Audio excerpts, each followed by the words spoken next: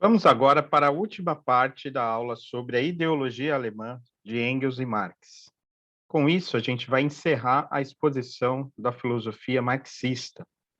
pelo menos na filosofia que se elaborou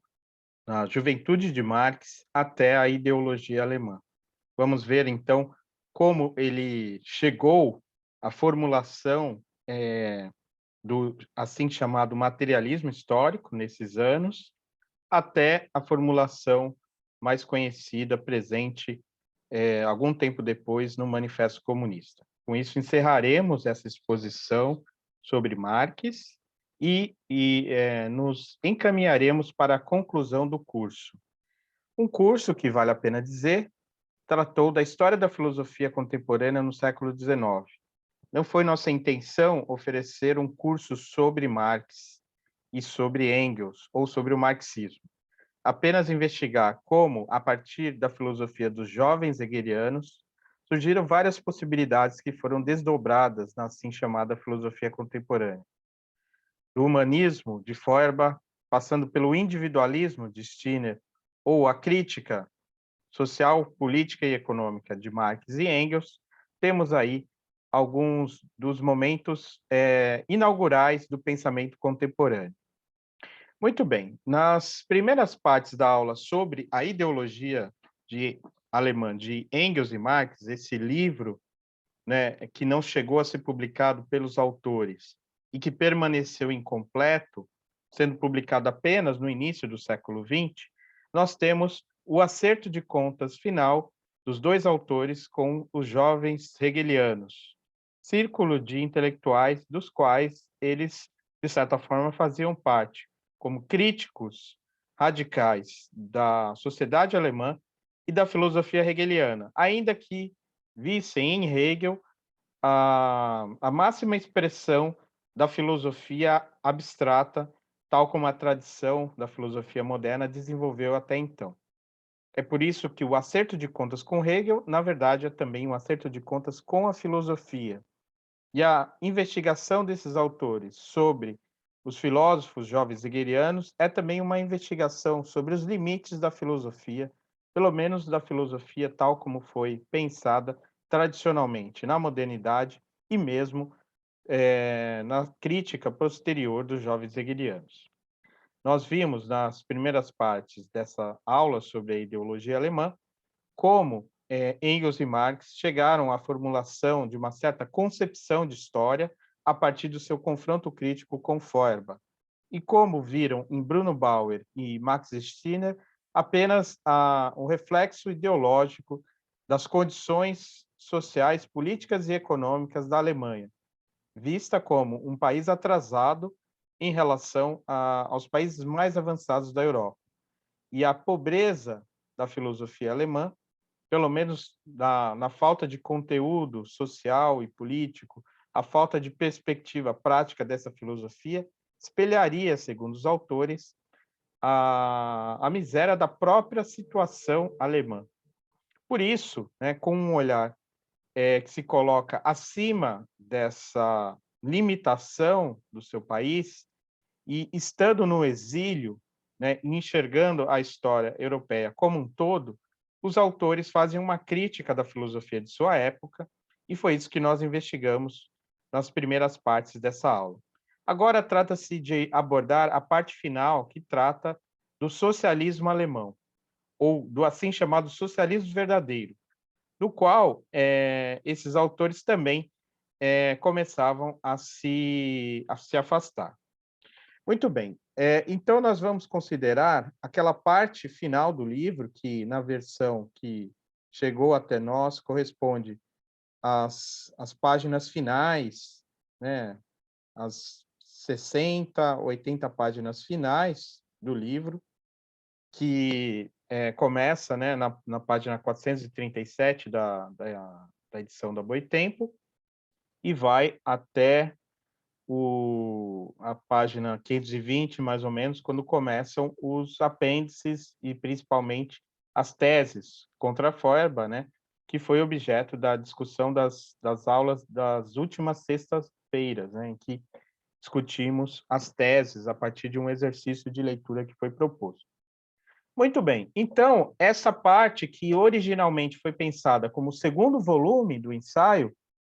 se chamava, ou deveria se chamar, Crítica do Socialismo Alemão em seus diferentes profetas. Se, na primeira parte, no primeiro volume da obra, os filósofos alemães são tratados como teólogos, nesta segunda parte, que trata do socialismo, os assim chamados socialistas alemães são pensados como profetas. Neste texto, né, que chegou até nós, que foi pensado como os capítulos 1º, 4º e 5º deste livro, que não chegou a ser completado, Engels e Marx trataram de diferentes publicações, diferentes textos que eles resenharam criticamente. Por exemplo, A Filosofia do Socialismo Verdadeiro, publicada nos Anais da Renânia, num jornal que inicialmente recebeu algumas contribuições de Engels e do qual eles, no final, acabaram se afastando. Depois eles tratam de um livro de um autor chamado Karl Grün, chamado Movimento Social na França e na Bélgica, publicado em 1845, que eles resenham, né, no mesmo ano, né? Lembrando que esses manuscritos da ideologia alemã são de 1845 a 1846, e nesse texto eles passam por diversas correntes do socialismo europeu, especialmente socialismo francês, né? Do qual eles começam a se afastar por conta do seu caráter utópico.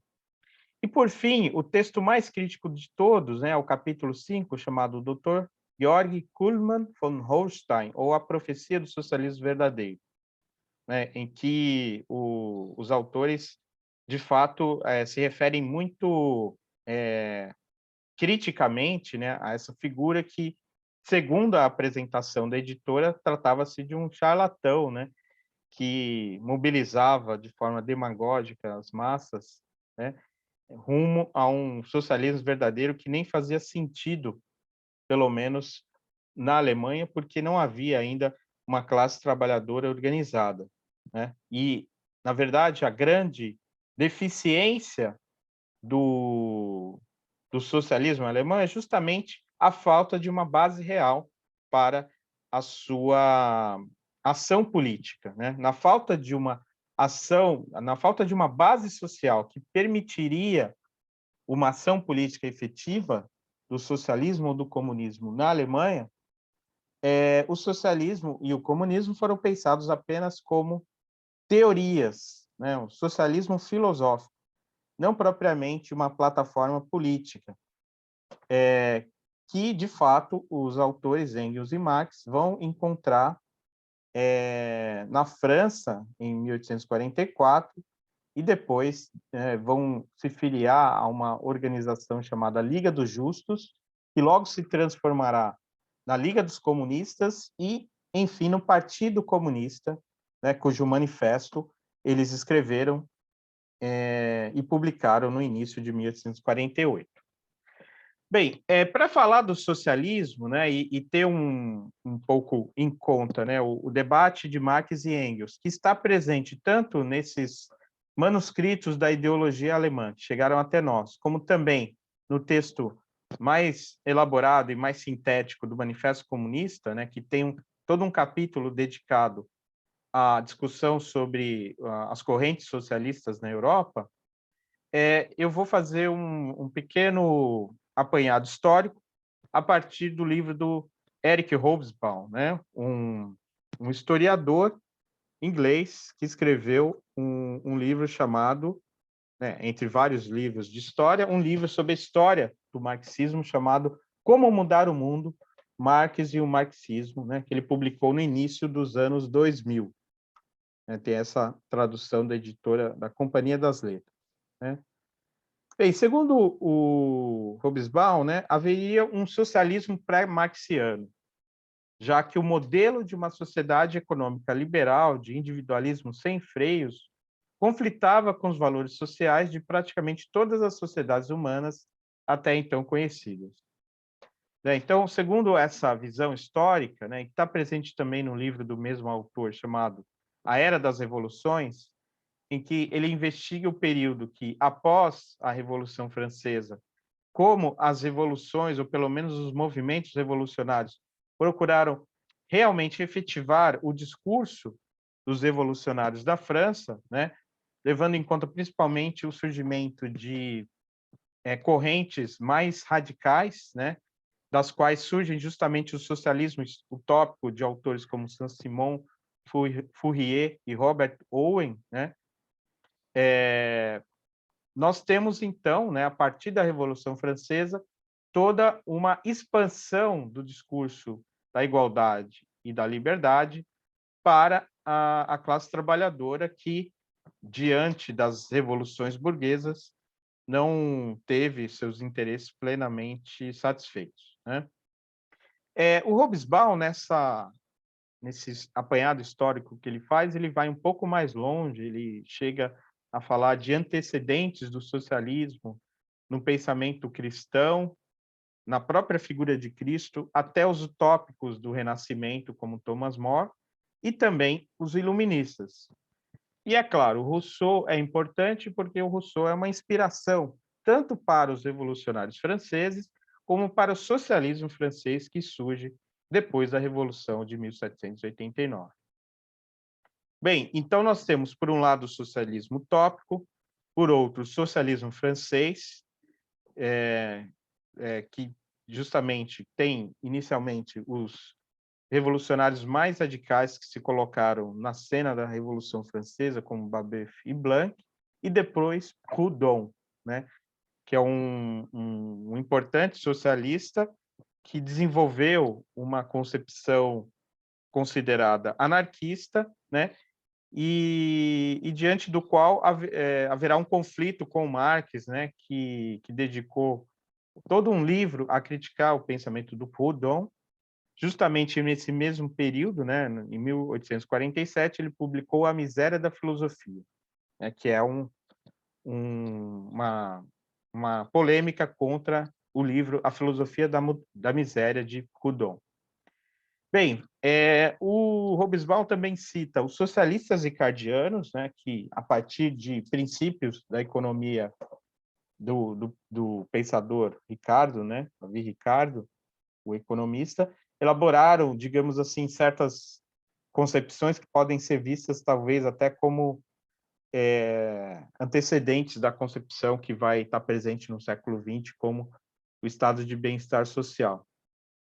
Até, por fim, os alemães, que são ligados aos jovens hegelianos, à esquerda hegeliana, e principalmente a figura de Moses Hess, que também, como Marx, era um social-democrata que publicava textos em periódicos democráticos republicanos na Alemanha, até ser vítima da censura, da perseguição, e se refugia, se exila na França, assim como Marx, a partir do final de 1843, né? E é justamente com Marx que o Moses Hess vai publicar os anais franco-alemães, né, que teve aquela publicação em 1844, contendo aqueles importantes textos do Marx sobre a questão judaica e o texto da introdução da crítica da filosofia do direito de Hegel. Pois bem, vamos passar rapidamente por essas figuras do socialismo pré-marxiano.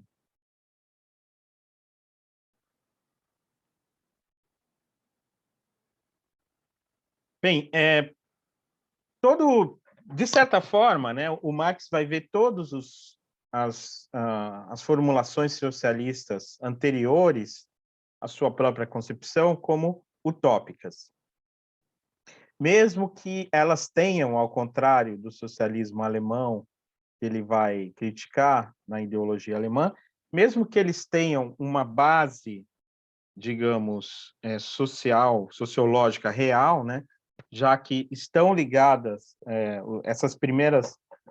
teorias socialistas, elas estão ligadas ao movimento efetivo dos trabalhadores, especialmente na Inglaterra, né, que correntes essas que já se uniram em torno de interesses comuns, como a melhoria das condições de trabalho, né, e uma certa regulação, né, dos direitos trabalhistas, assim como pensaram também em toda uma plataforma política que fizesse com que os direitos políticos dessas classes fossem atendidos, né? Então, nesse sentido, a figura de Robert Owen é muito importante, né? Um defensor da regulação do mercado de trabalho e a realização de direitos sociais e trabalhistas, como assistência médica, educação e moradia popular. De fato, toda a reivindicação da classe trabalhadora, né, na Inglaterra, né, nesse período, né, da transição da primeira para a segunda revolução industrial, é um momento que marca, né, tanto a origem do movimento trabalhista, né, ou da figura da classe trabalhadora como sujeito político, que vem, né, como consequência, né, da consolidação do regime capitalista de exploração do trabalho, que vai ser teorizado, né, por Marx no mesmo período, né, no período aí da segunda metade do século XIX, quando ele vai escrever o Capital. Bem, o Owen é importante, assim como o movimento assim chamado de cartismo, um movimento que por conta da formulação de uma carta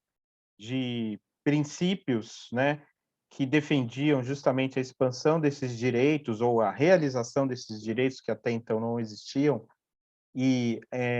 buscando então atender os interesses da classe trabalhadora, todo um movimento em torno de uma carta de princípios, né, recebeu o nome de cartismo e era de fato a principal esperança de Marx e Engels na revolução que estava, né, para acontecer aí no final da primeira metade do século XIX e no ano-chave de 1848. Owen passou grande parte de sua vida buscando inspirar a criação de comunidades utópicas, isoladas e realizando ações filantrópicas junto a trabalhadores e empresários e ingleses influentes para convencer os mais ricos e os mais pobres da necessidade de uma sociedade industrial mais racional e humana. Muito do que se fala sobre, né, sobre esse período do cartismo, né, a figura do Owen e de outros socialistas ingleses e franceses, né, a gente chama de utópicos justamente por conta da crítica que Marx e Engels farão desse socialismo e a reivindicação que os autores fazem de um socialismo científico, que justamente viria a substituir esse socialismo baseado principalmente num discurso moralizante, né, na ideia de que a distribuição da riqueza ela deveria ser mais justa por razões morais, né, por razões filosóficas, por uma análise mais concreta da sociedade capitalista e da insustentabilidade, né, do modo de produção e exploração do trabalho capitalista, que deveria, segundo a visão desses autores, dar lugar a um outro tipo de organização do trabalho. Bem, o socialismo francês, né, na figura de revolucionários como jovens, né, como Babeuf, né, do qual vai surgir o babofismo, e o Louis Auguste Blanqui, que vai dar origem ao blanquismo, que são vertentes mais radicais, né, dentro do contexto da Revolução Francesa, né, né, depois de um primeiro momento sofre uma radicalização, né, e depois um refluxo também, né. Nós temos aí todo o período dos jacobinos, né, do qual, né, a Revolução Francesa que tem diversas etapas, né, e todas essas etapas foram bastante estudadas e comentadas, analisadas criticamente pelos filósofos alemães, né? Nós já citamos os estudos históricos do Bruno Bauer sobre a Revolução Francesa, né? E a obra de Marx, né, especialmente, está repleta de menções à Revolução na França, como se pode, por exemplo, observar nos textos de Marx a, sobre os movimentos sociais e políticos na França. Primeiro, nesse período de 1848 até 1852, com a ascensão de Luiz Bonaparte, né, do qual vai surgir o livro O 18 Brumário, e depois os textos sobre a Guerra Civil na França e a Comuna de Paris, da década de 1870. Ainda que, né, esses pioneiros socialistas sejam vistos como figuras historicamente importantes, né, as correntes que surgiram após, né, esse período, elas têm um interesse para Marx e Engels justamente porque são movimentos, né, que embora, né, clandestinos, como são as primeiras organizações socialistas, eles são o germe, a origem do socialismo como uma corrente política organizada, né, da qual vai surgir, como eu já disse, a Liga dos Justos, que depois se transforma na Liga dos Comunistas e, por fim, no Partido Comunista, que então tem toda uma história, né, desde esse período do século XIX até hoje. Bem, e sobre o socialismo alemão, de que trata os ensaios, os manuscritos da ideologia alemã, da parte final, né, que estamos considerando? Bem, para falar do socialismo alemão, a gente deve mencionar duas figuras que foram, inclusive, muito importantes para a evolução de Engels e Marx, porque foram autores, jornalistas, teóricos, que, inclusive, em determinado momento, tinham um trabalho em comum com Marx, né? Porque ambos foram censurados, ambos tiveram que se exilar, e ambos inicialmente partilhavam, digamos assim, essa visão progressista dos jovens hegelianos, né? Só que a questão que vai ocasionar o rompimento de Engels e Marx com esses dois autores, Moses Hess e Arnold Ruge, é justamente o fato deles desenvolverem teorias socialistas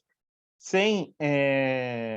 o elemento materialista histórico que eles exigem a partir dessa formulação presente na ideologia alemã. Tanto o Moses Hess, né, que, embora, né, como crítico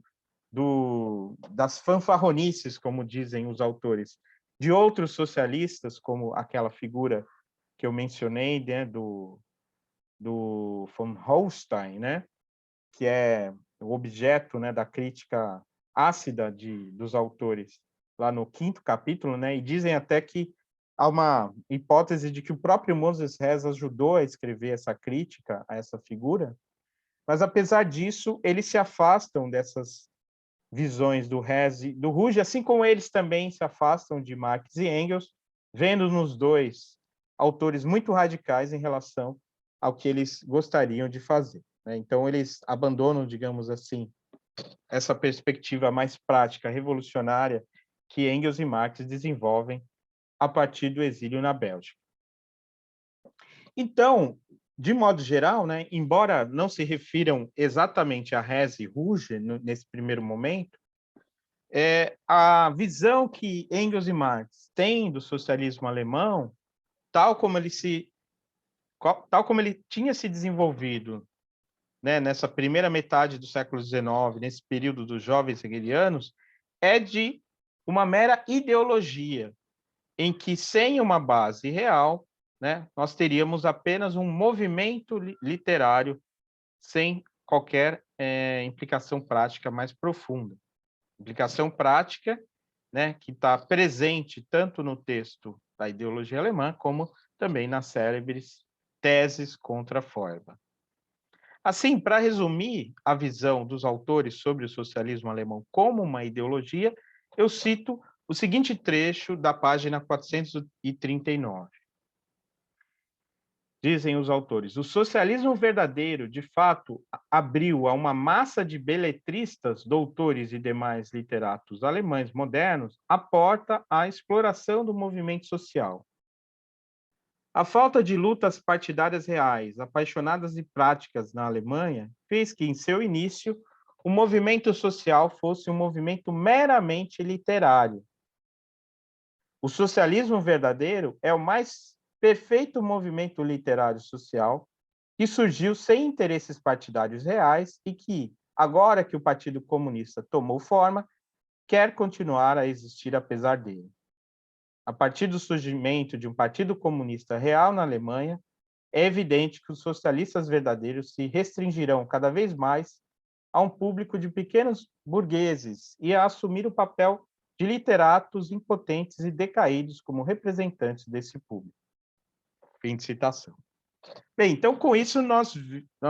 vemos claramente, né, qual é a questão e por que Engels e Marx se afastam da, da, da corrente literária socialista, mesmo quando ela se apresenta como socialismo verdadeiro, como socialismo científico, né, superior ao socialismo tosco, que seria o socialismo dos ingleses e alemães, né? Porque justamente por conta de ter, né, uma certa relação com a filosofia e com as categorias hegelianas, esses autores se viam como socialistas mais científicos e mais avançados, verdadeiros socialistas que existiriam a contrapelo do socialismo real, do Partido Comunista que começou a tomar forma na Alemanha, ainda que a sua liderança estivesse no exílio, como estava nesse período, né, de 1845 até 48. Bem, mas justamente, né, é curioso, né, até abordar isso, né, porque vai aparecer até um pouco contraditório, porque, de fato, o socialismo ou o comunismo, tal como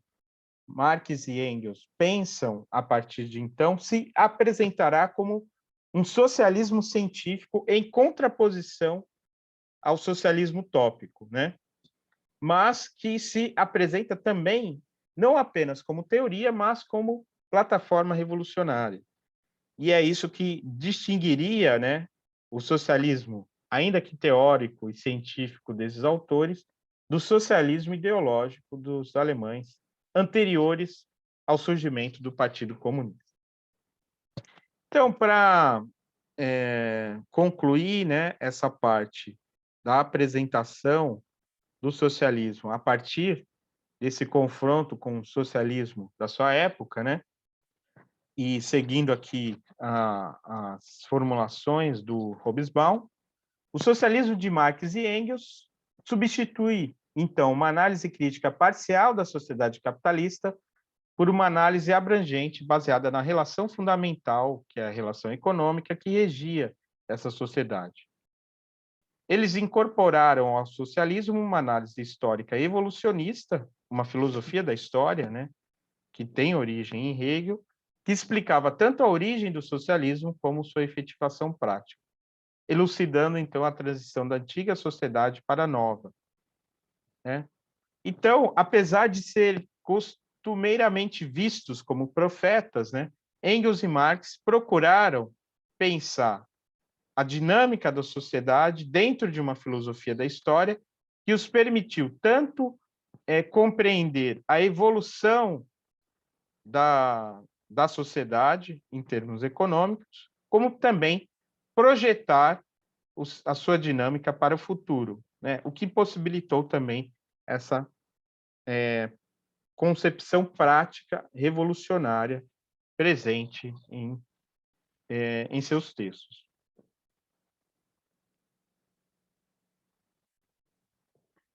Bem, com isso, então, a gente conclui a exposição sobre a ideologia alemã, né? Levando em conta também, né, todos os textos que compõem o apêndice deste volume da Boitempo, que traz aí alguns rascunhos e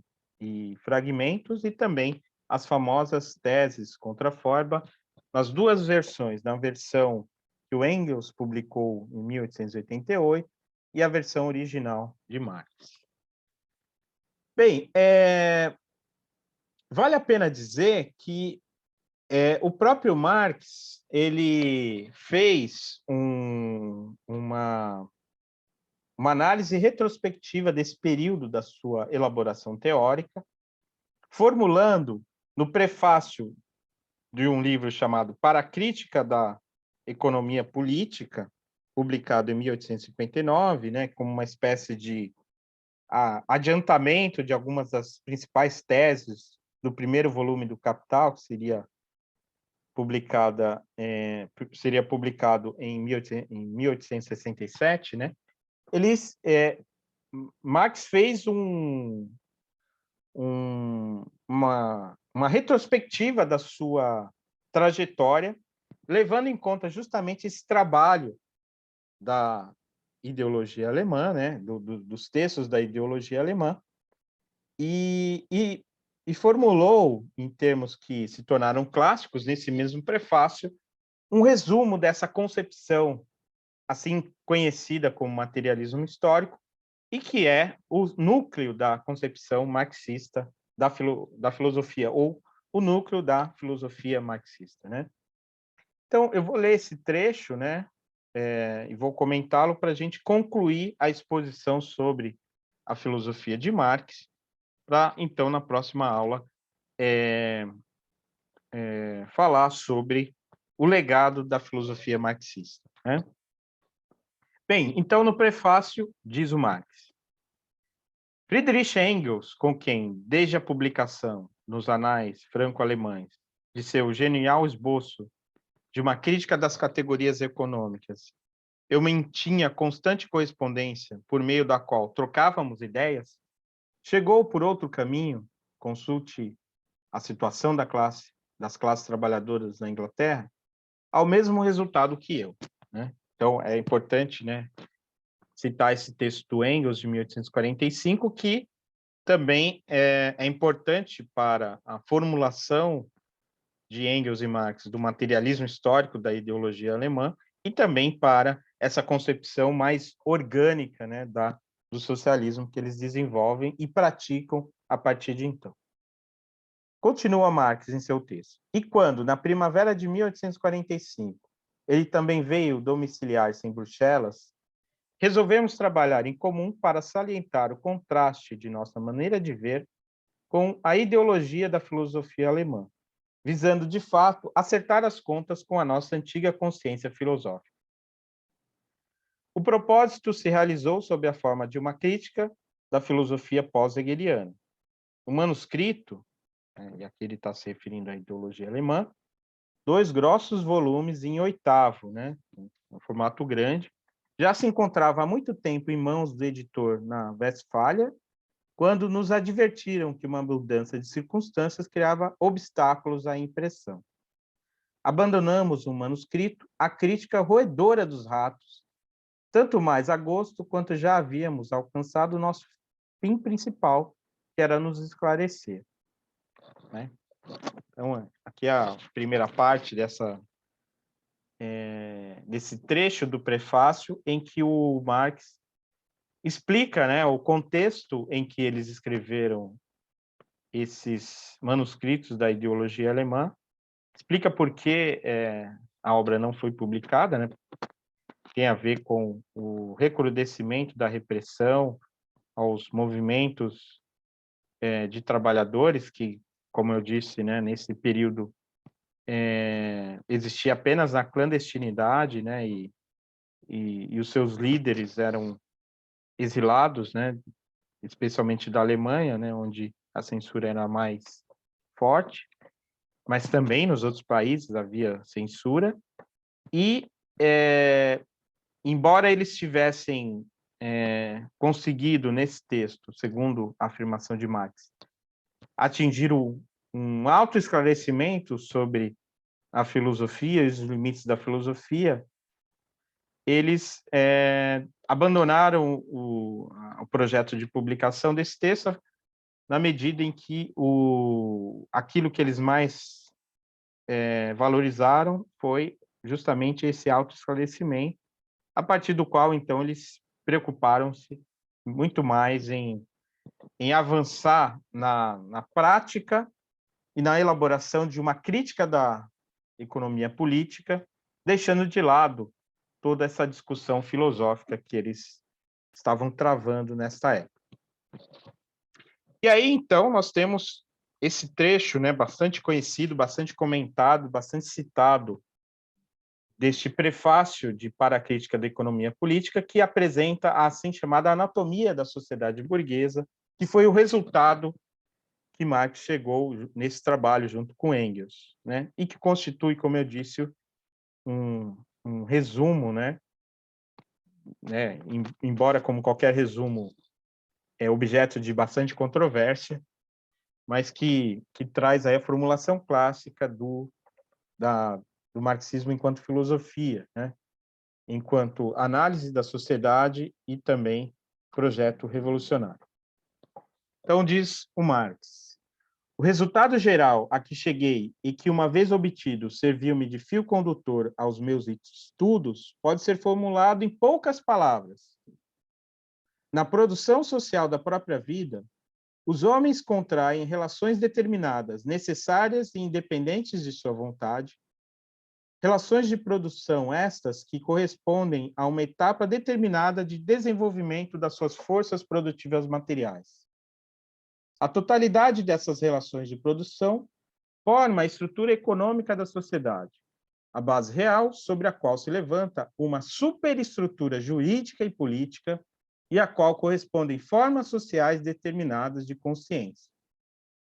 O modo de produção da vida material condiciona o processo em geral de vida social, político e espiritual.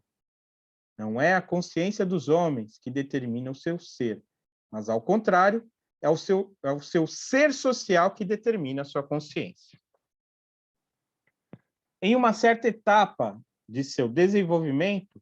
as forças produtivas materiais da sociedade entram em contradição com as relações de produção existentes, ou, o que nada mais é do que sua expressão jurídica, com as relações de propriedade dentro das quais aquelas até então se tinham movido. De formas de desenvolvimento das forças produtivas, essas relações se transformam em seus grilhões. Sobrevém, então, uma época de revolução social. Com a transformação da base econômica, toda a enorme superestrutura se transforma com maior ou menor rapidez. Na consideração de tais transformações, é necessário distinguir sempre entre a transformação material das condições econômicas de produção, que pode ser objeto de rigorosa verificação da ciência natural, e as formas jurídicas, políticas, religiosas, artísticas ou filosóficas, em resumo, as formas ideológicas pelas quais os homens tomam consciência deste conflito e o conduzem até o fim. Bem, esse é o trecho, né? Um trecho que é bastante mencionado, né? E que nós poderíamos, né, tomar como objeto de análise e analisar linha por linha e com isso, né, oferecer toda uma interpretação do pensamento marxista, né? Eu vou aqui, no entanto, me limitar a destacar alguns elementos, né,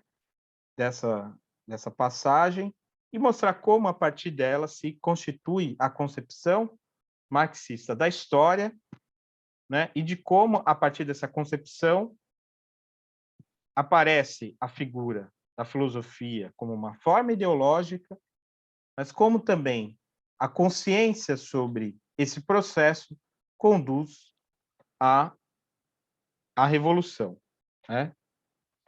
Então, o núcleo é essa tese. O modo de produção da vida material condiciona o processo em geral de vida social, político e espiritual. Não é a consciência dos homens que determina o seu ser, mas, ao contrário, é o seu ser social que determina a sua consciência. É esse o assim chamado materialismo dialético, né? Que não deve ser interpretado, né, como um materialismo em que há uma determinação estrita do modo de pensamento das pessoas a partir do que lhes é dado na realidade social, já que as pessoas são capazes de refletir sobre essa situação e, eventualmente, modificá-la, mas, de fato, as formas políticas e espirituais desta base social, que é uma base econômica, como vimos ao ler alguns textos da ideologia alemã, é isso que condiciona, né,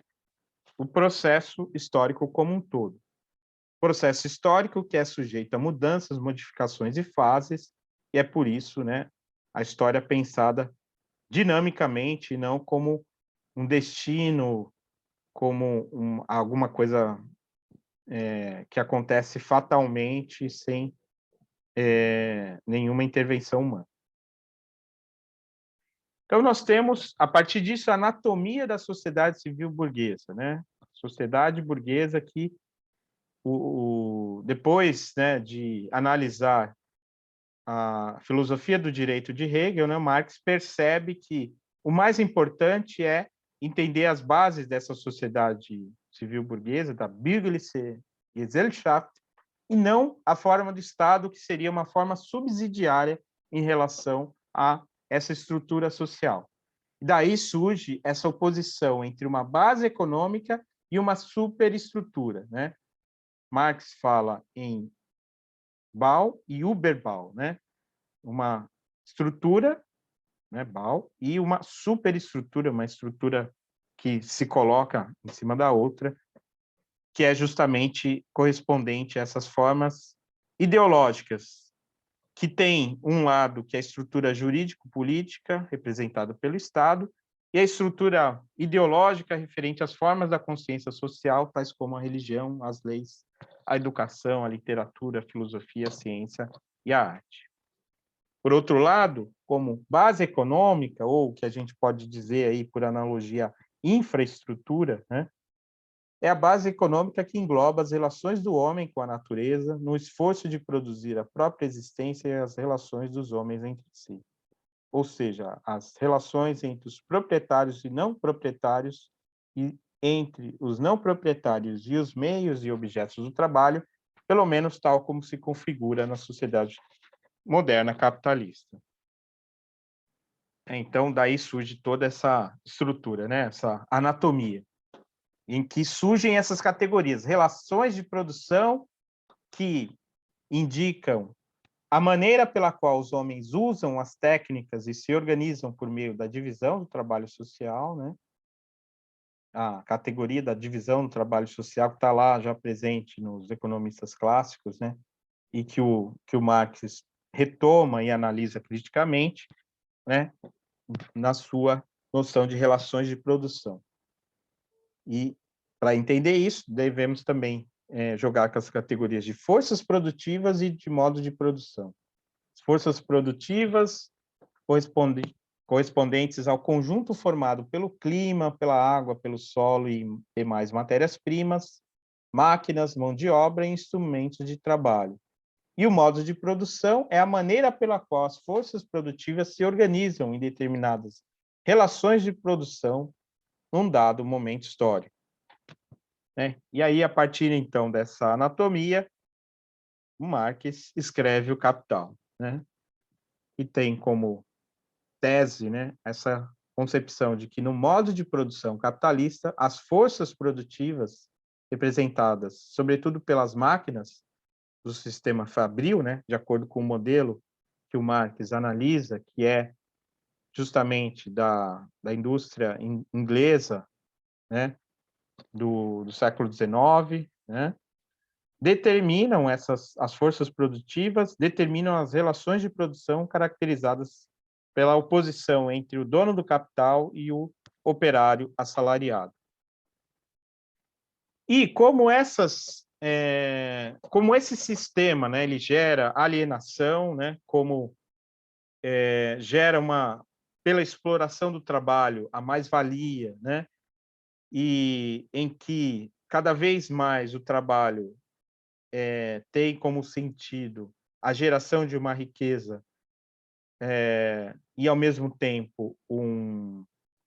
um empobrecimento do trabalhador, né, e uma acumulação de riqueza,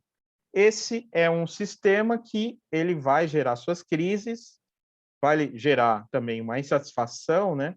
na classe trabalhadora que poderá, justamente por conta da consciência dessa alienação, revolucionar o sistema. E, então, os problemas sociais da época seriam solucionados por uma revolução social liderada pela classe operária, não mais, como pensava o jovem Marx, pela condução dos filósofos, né, como se diz naquele texto dos Anais Franco-Alemães, a Introdução à Crítica da Filosofia do Direito de Hegel. Né? Na verdade, agora se pensa que a revolução ou a emancipação será uma autoemancipação da própria classe trabalhadora, do proletariado, que unido conduzirá à revolução. A concepção de socialismo de Marx e Engels, então, será estruturada por dois conceitos-chave. De um lado, a luta de classes, o conflito entre proprietários e despossuídos, a burguesia e o proletariado. De outro, a praxis revolucionária, que prevê o uso da violência por parte dos explorados e oprimidos para abolir a propriedade privada e a sociedade de classes e assim se autolibertar. Né? Então, né, com essas ideias chegando à sua maturidade, Engels e Marx escrevem o Manifesto Comunista, né, no final de 1847 e o publicam no início de 1848. Em que eles sintetizam toda essa visão histórica dessa oposição, né, da luta de classes, da história como luta de classes, né, desse conflito entre burguesia e proletariado, tendo em vista que a sociedade burguesa fez a revolução e a passagem do mundo medieval, feudal, para o mundo moderno capitalista, mas como, né, no mundo moderno capitalista, a revolução será conduzida pela classe trabalhadora, né, do proletariado, né, e depois de comentar isso, os autores também passam ou repassam pela literatura socialista e comunista, indicando como, pela descoberta da economia política e uma base econômica mais robusta, se lideraria uma revolução, né, e essa revolução estava, né, como um espectro rondando a Europa, como nós temos logo na formulação clássica inicial do famoso manifesto. Portanto, para concluir, né, nós temos como conclusão de todo esse período, né, de Marx, que parte, então, da discussão com os jovens hegelianos, e depois, né, de um momento em que se assume ou se aproxima da filosofia humanista feuerbachiana, a passagem para a economia política, em que se concebe a passagem da filosofia política e da doutrina do Estado para a economia política, já que somente essa seria capaz de compreender a dinâmica e o funcionamento do núcleo do capitalismo, que consiste na produção de mercadorias e nas relações entre as classes sociais fundadas na questão da propriedade privada. Por fim, e para concluir de fato dessa vez, eu cito essa passagem que está na correspondência de Marx, datada de 5 de março de 1852, uma carta a Weidemeyer, né, em que ele formula da seguinte forma a sua concepção. Marx disse, então, nessa carta: no que me diz respeito, não é meu o mérito de haver descoberto a existência das classes na sociedade moderna, nem a da luta entre elas. Muito antes de mim, alguns historiadores burgueses já haviam exposto o desenvolvimento histórico dessa luta de classes e alguns economistas burgueses a anatomia das mesmas. O que eu trouxe de novo foi demonstrar, que a existência das classes está indissoluvelmente ligada a determinadas fases históricas de desenvolvimento da produção, 2, que a luta de classes conduz necessariamente à ditadura do proletariado, né, tal como foi formulada lá no Manifesto Comunista, né, como um momento, né, necessário como passagem para uma nova etapa que está formulada na terceira parte desse resumo, né? Que esta mesma ditadura não é em si mesma mais do que o trânsito para a abolição de todas as classes e para uma sociedade sem classes. Então, eu encerro assim a citação e a aula, né? Vimos então que o propósito de Marx, pelo menos tendo em vista o seu projeto revolucionário junto com Engels e na formulação do Partido Comunista nesse manifesto, foi justamente pensar como haveria a passagem ou como se daria a passagem da atual sociedade de classes para uma sociedade sem classes, né, em que essa oposição, né, essa luta de classes fosse abolida, né? Uma abolição que seria pensada não em termos utópicos como se pensava no socialismo anterior, mas pensada cada vez de maneira mais concreta, pois advindo justamente de uma análise desta sociedade, né, atual, que é a sociedade capitalista. E a análise cada vez mais aprofundada da sociedade capitalista, que Marx e também Engels se dedicarão, né, na segunda metade do século XIX e no período, né, do exílio londrino que eles viveram até o fim, né, até a sua morte, a do Marx em 1883. E com isso, né, deixaram aí todo um legado que vai ser objeto de muitas formulações práticas e teóricas a partir de então, e que nós vamos